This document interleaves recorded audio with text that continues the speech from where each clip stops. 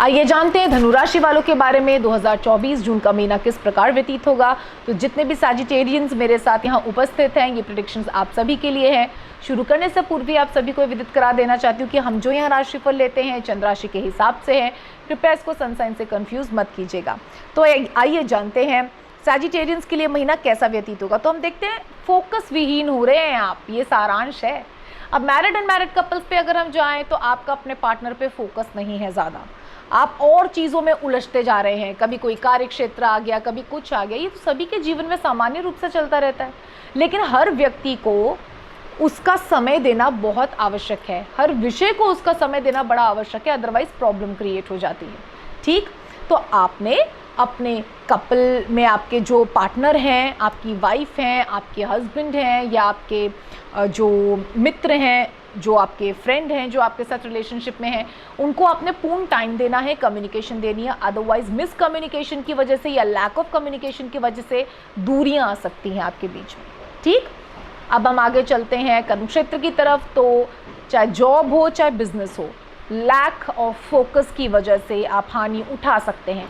एक साथ कई सारी चीज़ें सोचने लग गए आप, जो एक काम आप कर रहे थे उसी पे फोकस करें, चलो उसके साथ आपने दूसरा भी कर लिया, ठीक है, अब उस पर भी ध्यान नहीं, अब तीसरी चीज़ सोच रहे हैं। उससे क्या होगा, जो पुरानी चीज़ें आपकी हो रही थी फ्रूटफुल, वो भी ख़त्म हो जाएंगी। इसलिए आपको फोकस्ड रहना है। दो कश्तियों में सवार होकर आप नहीं चल सकते। एक चीज़ को पकड़ें जो आपकी पुरानी चल रही थी और उसी पे फोकस करें, तो आपके लिए सही रहेगा, अन्यथा आप लॉस उठा सकते हैं।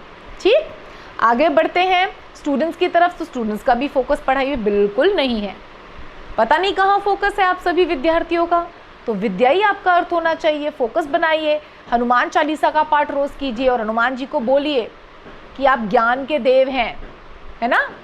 तो आप ज्ञान के देव हैं, तो आप हमारा फोकस स्थिर करें। जैसे आपका श्री राम में फोकस है, हमारा भी पढ़ाई में फोकस करें और राम नाम उनको अर्पित करें। श्री राम जी को पहले राम नाम अर्पित करें, उसके बाद आप हनुमान चालीसा करें, उनसे हेल्प मांगे अगर आपसे नहीं हो रहा। एंड कोशिश कीजिए मेडिटेशन किया करें, अपने हनुमान जी को थर्ड आई सेंटर में इमेजिन करते हुए उनके स्तोत्र या भजन प्ले करें और अपना माइंड जब जब इधर उधर जाए उसको खींच के वापस लाके दोबारा अपने हनुमान जी को इमेजिन करने में फोकस करें, तो इससे आपका फोकस बढ़ता है।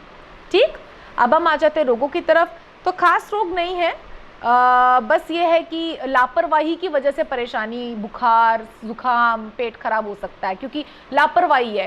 रात में दही खा लिया, रात में कुछ बहुत ठंडा खा लिया। रात में दही नहीं खाना चाहिए, हम लोगों के शास्त्रों के हिसाब से रात में दही नहीं खाना चाहिए, वर्जित होता है।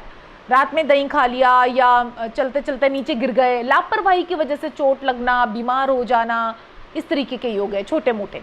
तो उसको समझ के साथ डील करके अपने आप को इन चीज़ों से आप स्वयं को स्वयं बचाएं। ठीक है, अब लकी कलर की तरफ आते हैं। तो वो निसंदेह रूप से व्हाइट निकल कर आता है और रेड निकल कर आता है। तो रेड आपके फोकस को इंक्रीज करेगा, ऊर्जा बढ़ाएगा, और व्हाइट शांति का विस्तार करेगा, ताकि चित्त ज़्यादा चंचल होकर 3-4 चीज़ों को इकट्ठे करने की ना सोचे, वन एट अ टाइम लेके चलें। ठीक, तो आशा है महीना आपका फोकस रह के व्यतीत होगा, हनुमान जी की आराधना करके व्यतीत होगा और जय श्री राम के नारे लगाकर व्यतीत होगा। जय श्री राम।